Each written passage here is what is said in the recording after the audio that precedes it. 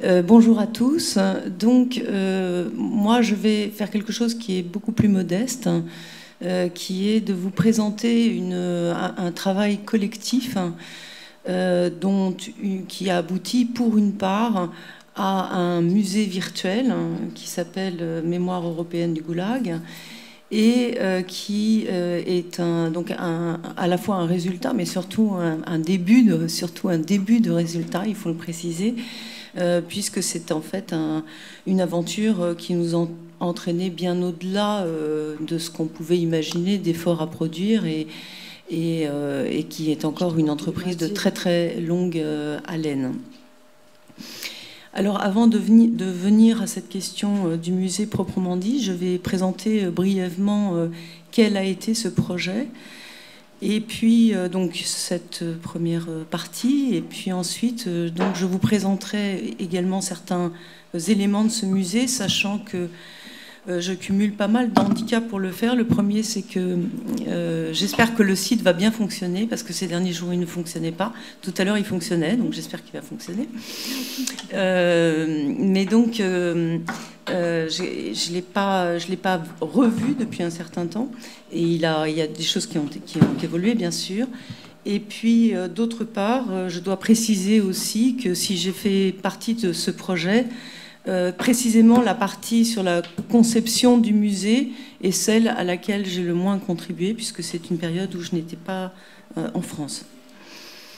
Donc, de quoi s'agissait-il au départ ? Il s'agissait de travailler sur l'histoire de la déportation des ressortissants des pays d'Europe de l'Est et des États ou des régions qui ont été annexées dans le contexte de la Seconde Guerre mondiale par l'Union soviétique, de travailler donc collectivement, d'engager donc une recherche sur les témoignages de ces ressortissants des États d'Europe de l'Est, de leur expérience de leur déportation en Union soviétique. Au départ, en fait, ce projet fédérait, on peut dire, plusieurs recherches personnelles. Je peux citer la mienne, qui était sur la question des régions de Pologne orientale annexées par l'URSS dans le contexte du pacte germano-soviétique, et du destin donc, de ces populations polonaises déportées. Mais il y avait d'autres collègues qui travaillaient sur la Lettonie, sur la question des Juifs déportés en Union soviétique. Et donc, la recherche était de fédérer ces travaux à travers une entreprise plus vaste, qui était justement de recueillir cette expérience des Européens de l'Est. Et le recueil de cette expérience était basé aussi sur un certain nombre de constats qui nous renforçaient dans la conviction de l'intérêt justement de mettre en commun ce projet et de se lancer dans cette aventure d'une collecte d'entretien d'anciens déportés. Alors le premier constat avait trait à la place justement de cette histoire de la déportation dans les différents pays de l'Est, enfin les anciens pays de l'Est, pardonnez-moi, pays d'Europe centrale et orientale, où l'on constatait en fait une place très inégale de cette expérience selon les pays. Certains, comme par exemple, je pense à la Roumanie, avec l'expérience beaucoup des Allemands de Roumanie qui ont été massivement déportés en Union soviétique à la fin de la guerre. Donc dans certains pays, cette expérience était très peu connue, tandis que dans d'autres, comme en Pologne par exemple, elle avait déjà fait l'objet de plusieurs projets, elle avait contribué à réunir différentes collections de témoignages, mais dans ces pays où justement, comme en Pologne ou aussi dans certains pays baltes, cette expérience de la déportation faisait l'objet, au contraire, d'un fort investissement. Cet investissement était quand même énormément dominé par une approche très, très nationale, comme si justement cette expérience de la déportation des nationaux faisait partie intégrante d'une représentation plus générale d'une nation captive durant toute la période soviétique ou de soviétisation. Et donc, ce qu'on... Normalement, ça devrait aller. Oui, j'espère qu'on va y arriver. Ce que donc nous cherchions... Pour Internet, ça y est, là, je suis connectée. D'accord. Ce que donc nous cherchions une des grandes questions que nous nous posions, c'était précisément la pertinence d'aborder ou non cette histoire des déportations sous cet angle du national, sachant qu'il y a évidemment des raisons pour et des raisons contre, ne serait-ce que pour des facteurs très objectifs. Si l'on songe par exemple aux déportations qui ont eu lieu dans le contexte de la Seconde Guerre mondiale, ce sont en fait une expérience de population très précise et essentiellement, je l'ai dit, de l'expérience des populations polonaises ou en tous les cas des territoires polonais annexés par l'Union soviétique.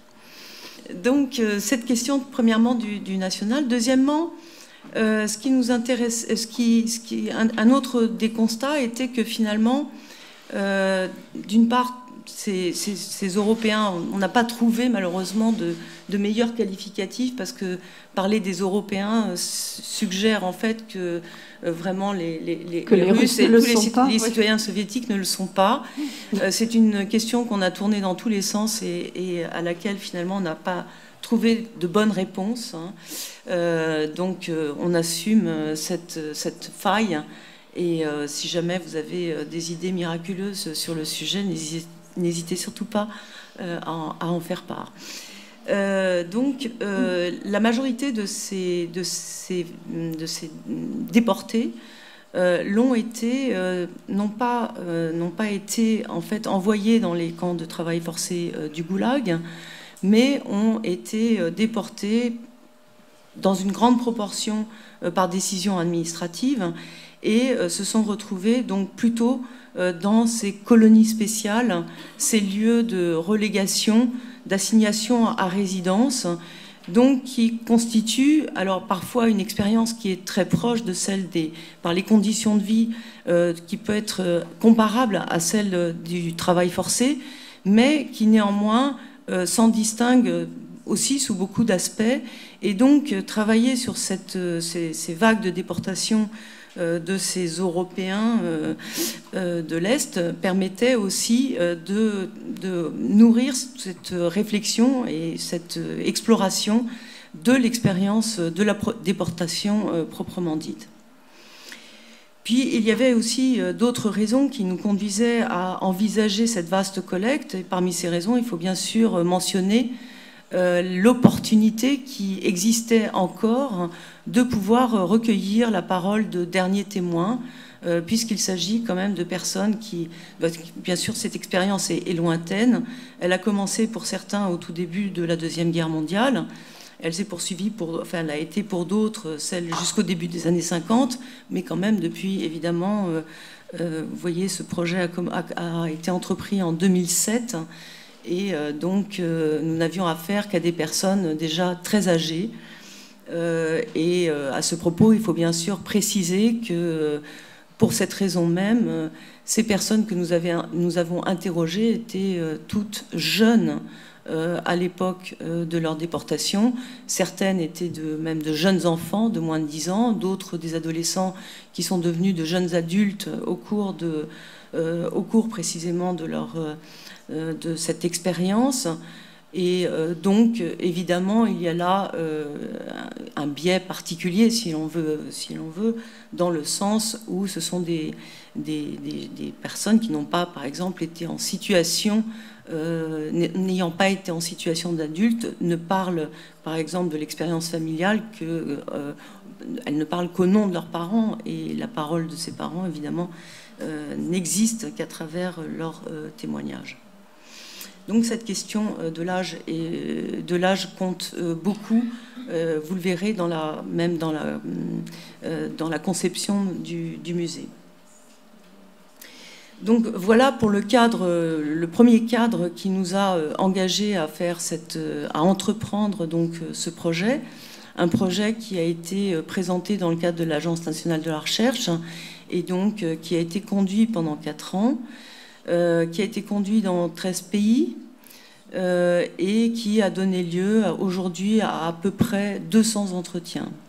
Et là, je voudrais quand même dire tout mon étonnement et mon admiration profonde quand j'entends parler justement de milliers de témoignages recueillis ce matin, Liuba, à propos de toute l'œuvre, on peut dire, d'Ivan Panikarov, citait 50 000 récits de vie.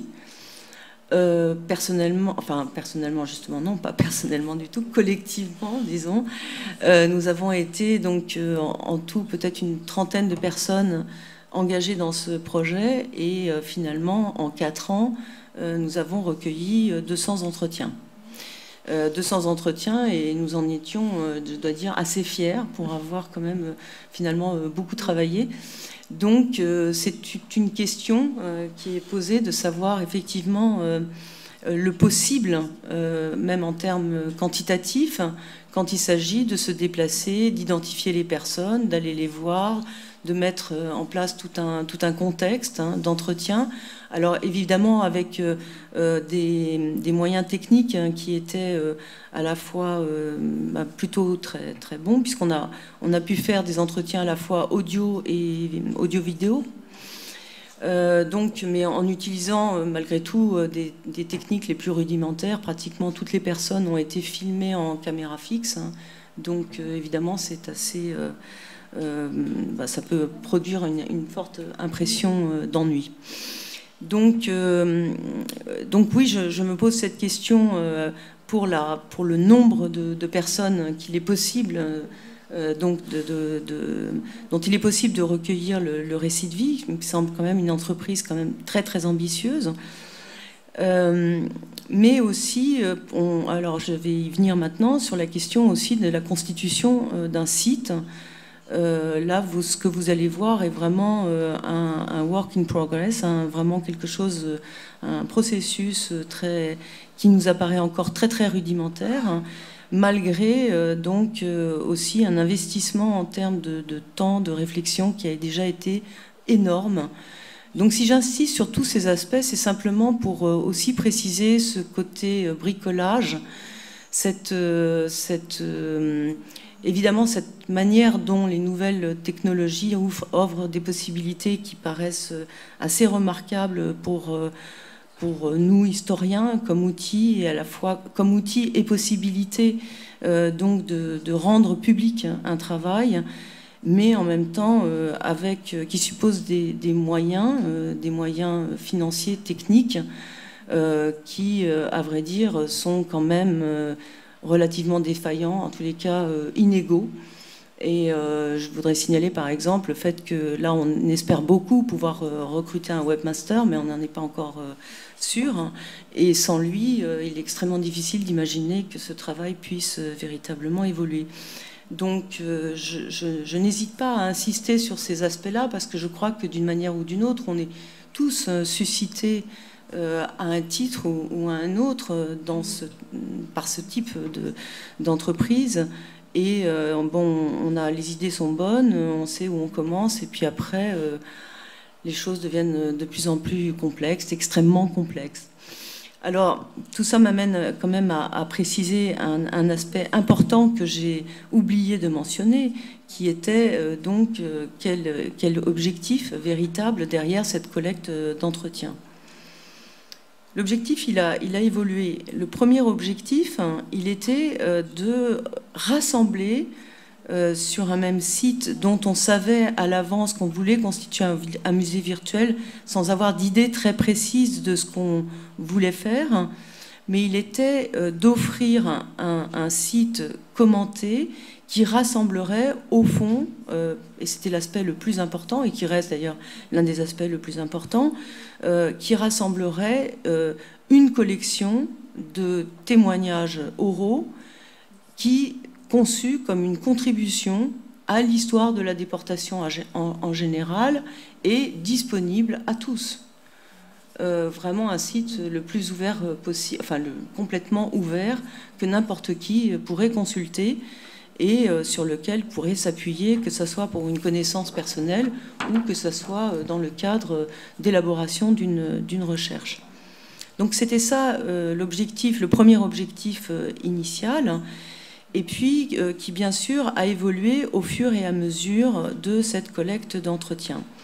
Donc là, je voudrais encore en dire quelques mots de cette évolution, et notamment préciser que, donc, au début, on était absolument centré sur ce recueil de récits de vie, en utilisant une grille d'entretien à la fois qui permettent des comparaisons, enfin dans les renseignements fondamentaux qu'on demandait et le déroulé général du récit, mais qui en même temps avait pour principe d'être le moins interventionniste possible.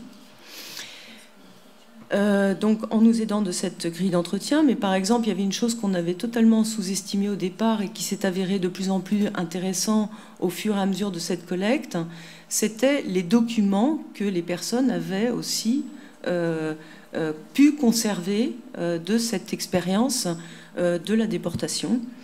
Quel type de documents donc ils avaient, et finalement on s'est rendu compte au fur et à mesure que ces gens en avaient beaucoup, qu'ils en avaient, enfin certains bien sûr, là encore une fois il est toujours très difficile de généraliser, mais certaines personnes en avaient beaucoup.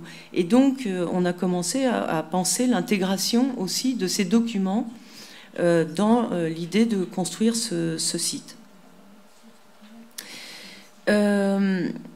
Également, une chose, enfin un aspect, si vous voulez, qu'on avait en tête depuis le début, et d'ailleurs qui n'est pas encore très harmonisé, c'est bien sûr la possibilité qui sera offerte de pouvoir confronter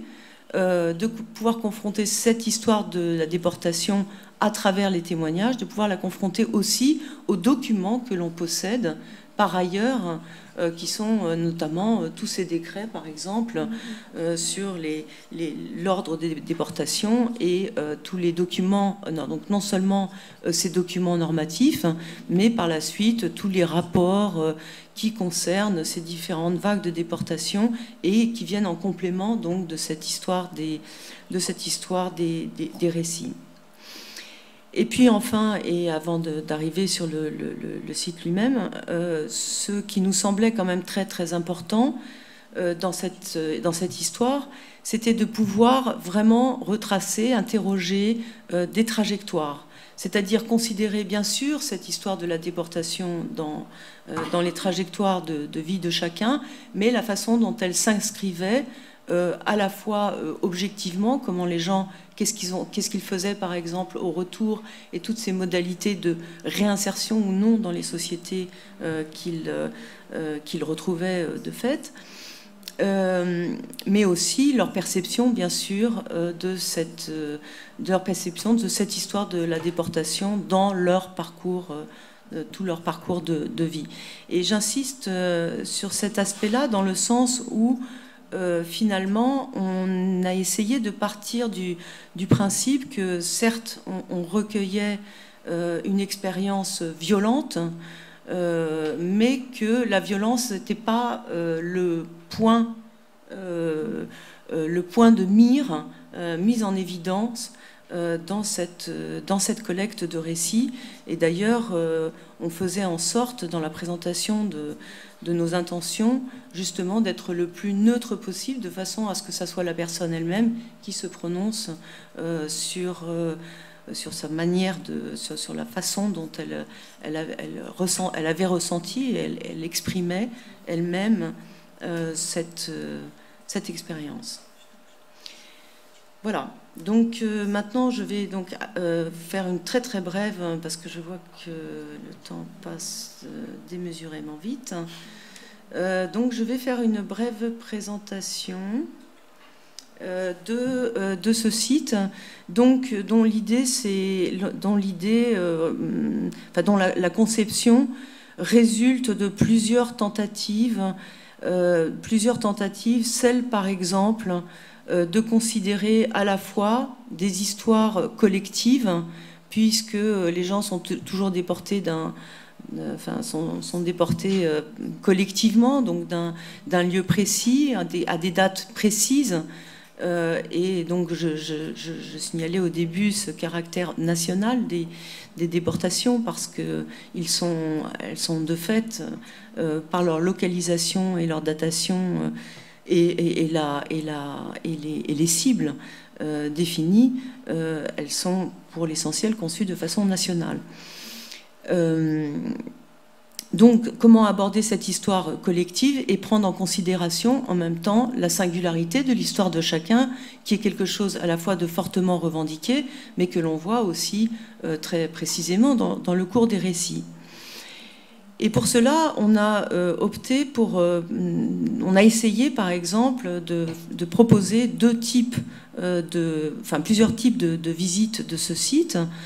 L'une des possibilités est de visiter le site sous une forme thématique en considérant donc d'abord ces lieux de déportation, et en déclinant différents thèmes qui sont apparus soit, je dirais, de manière très attendue dans le cours du récit, par exemple la question du travail, par exemple le rapport aux autres, et notamment ça peut être bien sûr le rapport aux soviétiques, aux autres voisins, populations déportées dans les mêmes lieux. Que ce soit aussi des thèmes qui sont beaucoup apparus dans nombre de narrations, en particulier le lien à la nature, tout particulièrement à la forêt, et donc là qui font l'objet de différents excusez-moi, j'ai oublié de préciser quelque chose d'essentiel dans chacune de ces pièces thématiques, c'est qu'elles sont constituées à la fois, pour l'instant, à la fois d'extraits d'entretien, donc qui rendent compte du thème traité, justement, par exemple, de ce rapport à la nature. Et là, je pense qu'il y a beaucoup de gens l'évoquent sous beaucoup d'aspects, et certains y consacrent une part importante de leur entretien. Et cela me fait penser d'ailleurs justement à ce magnifique témoignage de Dimitri Vitkovski que Nicolas Werth a publié, et qui justement, alors lui, emblématise de façon, je crois, très extrême ce rapport salvateur à la nature. Mais je m'attarde juste sur cette page de la nature parce qu'elle n'était pas présente de soi dans l'imagination de ce site.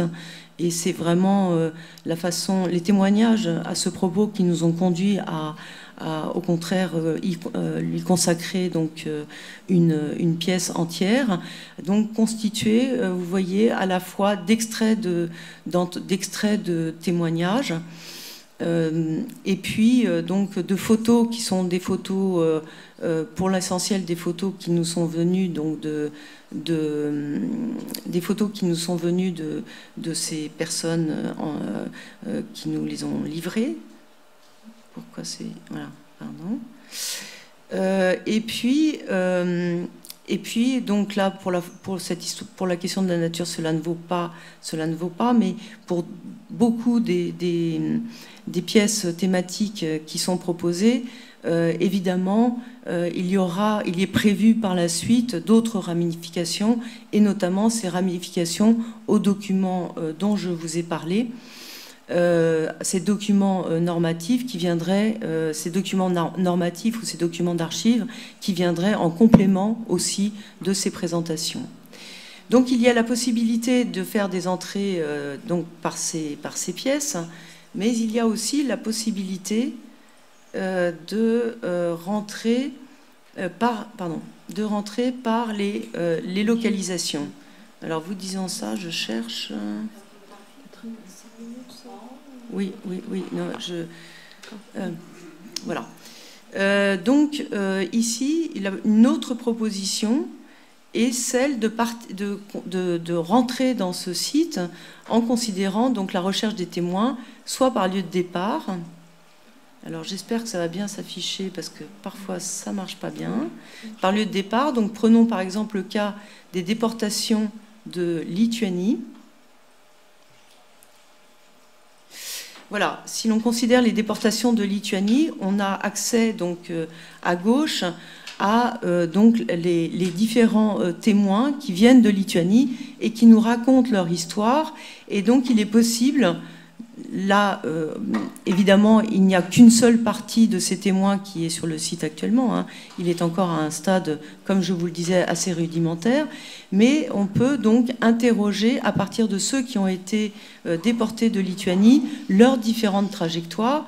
Et là je vois celle de Victor Chanin. Donc on peut par exemple visualiser son itinéraire d'abord géographique. Et là, vous allez donc le voir, c'est quelqu'un qui par exemple,